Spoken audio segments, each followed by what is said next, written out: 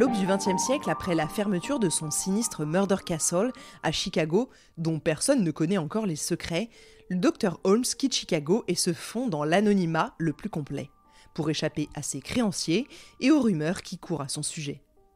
Loin des regards et de la grande ville, il va déployer ses talents de fraudeur, de manipulateur et de tueur. Dans l'ombre, une traque tenace se prépare, et bientôt, les ténèbres de son passé le rattraperont. Je suis Camille Debreuil et je vous raconte aujourd'hui les crimes oubliés du Dr Holmes.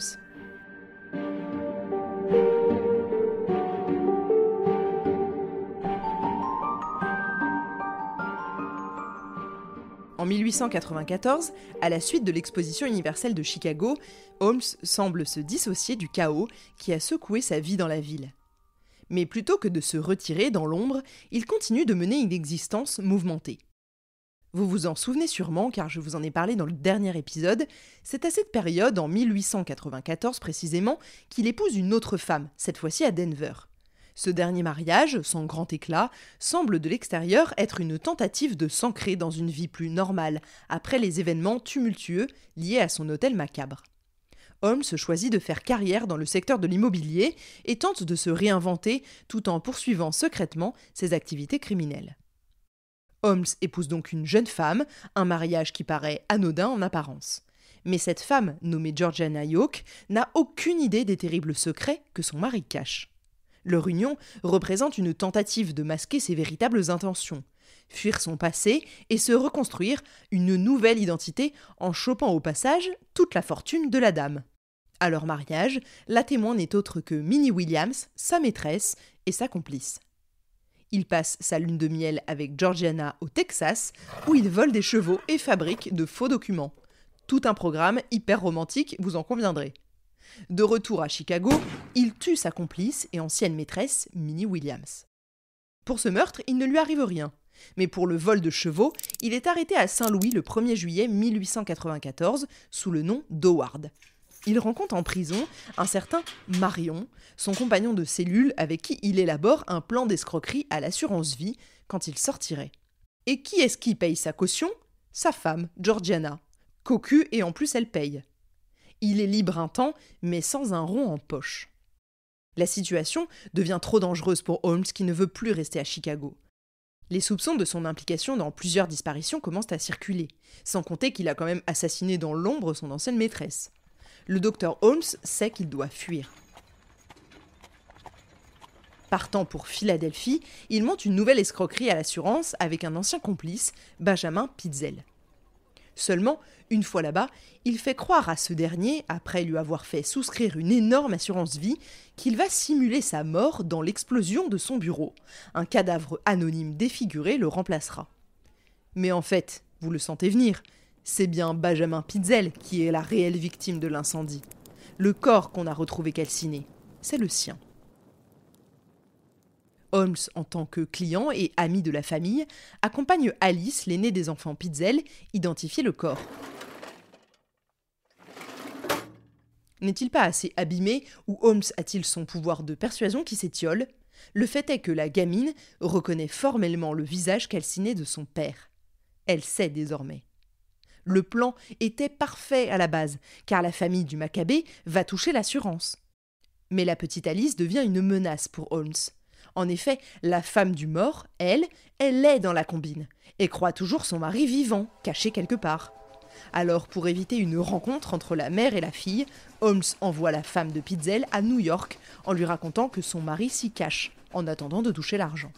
C'est plausible, la femme accepte de partir et lui confie ses 3 enfants, encore à charge.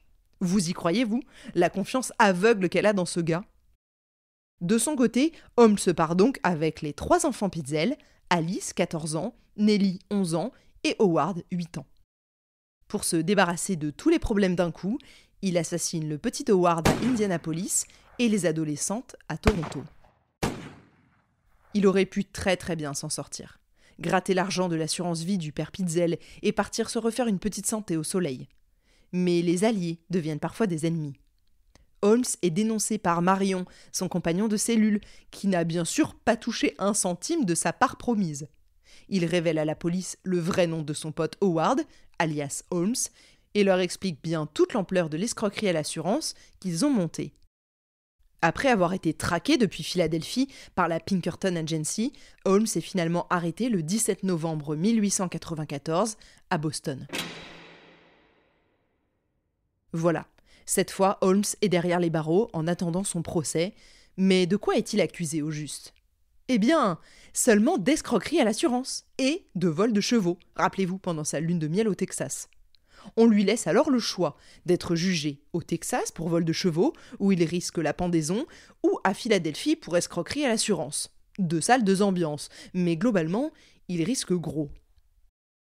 Holmes choisit la deuxième option et plaide coupable de fraude à l'assurance.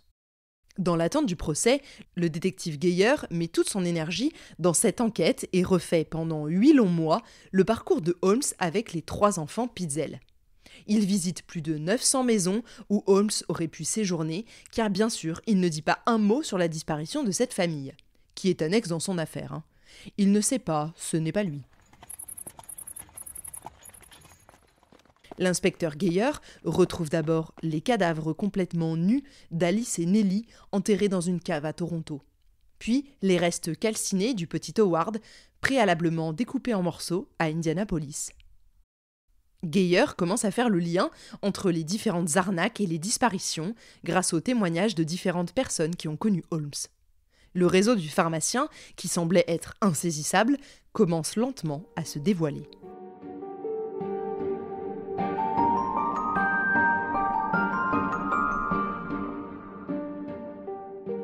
Holmes, en plus de la fraude à l'assurance, est finalement inculpé pour le meurtre du père Pitzel et de ses 3 enfants. Ce sont les seules accusations retenues qui suffiront quand même à le faire condamner à mort. Mais attendez, on n'oublierait pas que le gars a une première vie à Chicago ? Mais si, rappelez-vous, la pharmacie, les femmes qui disparaissent, le murder castle. De son côté, la cour de Chicago se bat pour pouvoir juger Holmes pour les crimes sûrement commis dans la ville. Elle n'obtient malheureusement pas gain de cause. Après la découverte des corps d'Alice et de Nellie en juillet 1895, qui fait grand bruit, la ville de Chicago, les journalistes locaux, commencent à enquêter sur le bâtiment de Holmes à Englewood, désormais appelé localement le château. Bien que de nombreuses déclarations, parfois sensationnelles, aient été faites, je dois vous dire qu'aucune preuve permettant de condamner Holmes officiellement à Chicago n'ont été trouvées. À l'époque où Holmes commet ses crimes, la justice fait face à un grand défi. L'absence de preuves scientifiques concrètes comme l'ADN, les empreintes digitales et autres techniques modernes d'investigation. Les enquêteurs de l'époque, bien qu'intègres et compétents, doivent se contenter de témoignages et d'indices matériels parfois flous ou trop vieux pour être exploités.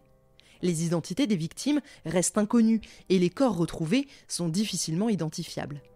Les autorités de l'époque dépendent principalement de la déduction, des interrogatoires et de quelques documents financiers pour traquer leurs suspects. Dans le cas de Holmes, en raison de la nature macabre de ses crimes et de la réputation qu'il s'est forgée, l'affaire suscite un grand intérêt médiatique. Des journalistes venus de tout le pays couvrent son procès, et le public est fasciné par l'idée qu'un homme ait pu orchestrer un tel réseau de meurtres sans que ça n'ait été détecté plus tôt. Son procès débute en 1895 et l'accusation repose sur des preuves circonstancielles, des témoignages et des indices matériels. Les témoins parlent de son comportement étrange et de ses nombreuses fausses identités, de ses escroqueries aussi. Pourtant, la principale charge qui pèse contre lui est le meurtre de Benjamin Pitzel. Il est accusé de l'avoir tué dans des circonstances particulièrement sordides et de l'avoir dissimulé dans le cadre de son plan d'escroquerie. Il va sans dire qu'il est également poursuivi pour les assassinats des 3 enfants retrouvés dans des états lamentables. Holmes se plaide non coupable et tente de manipuler le jury et les témoins, mais le dossier est accablant. Après un procès très médiatisé qui dure plusieurs semaines, le jury rend son verdict. Holmes est reconnu coupable de multiples meurtres, 4 officiellement. En janvier 1896, il est condamné à mort par pendaison. Cependant, sa condamnation pour meurtre ne représente qu'une partie de son héritage criminel. La véritable étendue de tous ses crimes reste largement inconnue. Cependant, dans le sous-sol de son château, les enquêteurs trouvent des fosses remplies de chaux vives utilisées pour décomposer des corps. Des restes humains sont également découverts dans l'incinérateur. Les murs insonorisés des chambres permettent de penser que certaines victimes ont été assassinées dans ces pièces sans que quiconque n'entende leurs cris. Des conduits dissimulés relient les chambres au système de gaz, confirmant que Holmes avait conçu ces pièces pour être des chambres de la mort. Dans les salles verrouillées, des squelettes incomplets sont retrouvés, certains semblant avoir été préparés pour être vendus à des écoles de médecine. Décidément, il faisait un business de tout, même des morts.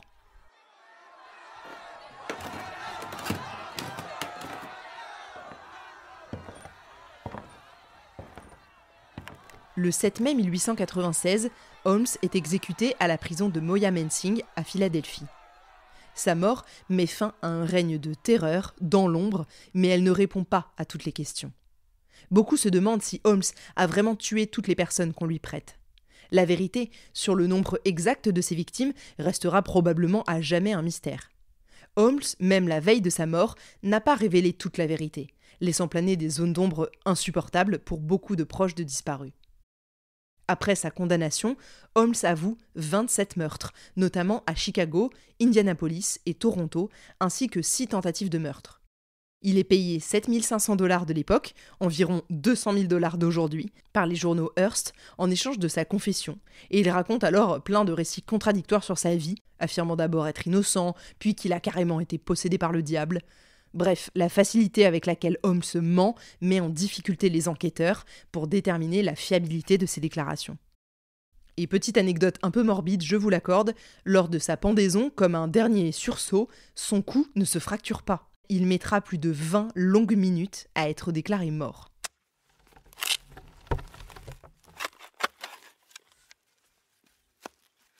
La dernière volonté de cet homme a été de se faire enterrer et couler dans le béton, pour éviter, dit-il, qu'on ne vienne le mutiler comme il a pu le faire à ses victimes. Très charmant. Sa demande est néanmoins acceptée et il ne sera exhumé qu'en 2017 par sa famille qui souhaitait faire identifier le corps. L'histoire du Dr Holmes ne se limite pas à ses escroqueries et à ses meurtres. Elle a traversé le temps et fait de lui l'un des criminels les plus célèbres de l'histoire des États-Unis. L'image du Murder Castle et des victimes prises au piège de son hôtel macabre a été amplifiée par la presse à scandale, les livres, les films et les documentaires qui ont perpétué son mythe jusqu'à nous.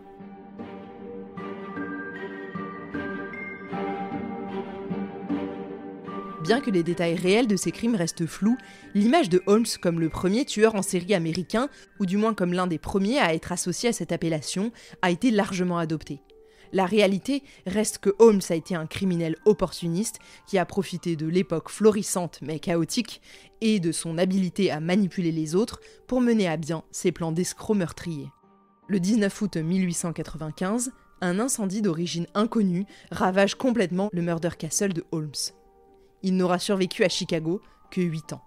Et pour le coup, une simple coïncidence est difficile à imaginer. C'est la fin de cette saison consacrée à l'affaire du Dr Holmes. J'espère qu'elle vous a plu et que vous avez suivi ses aventures avec autant d'intérêt que moi. Si c'est le cas, laissez-moi un petit commentaire sur Apple Podcast, Spotify ou même YouTube et venez me retrouver sur Instagram. Je vous retrouve très vite dès la semaine prochaine pour déterrer avec vous un nouveau crime oublié.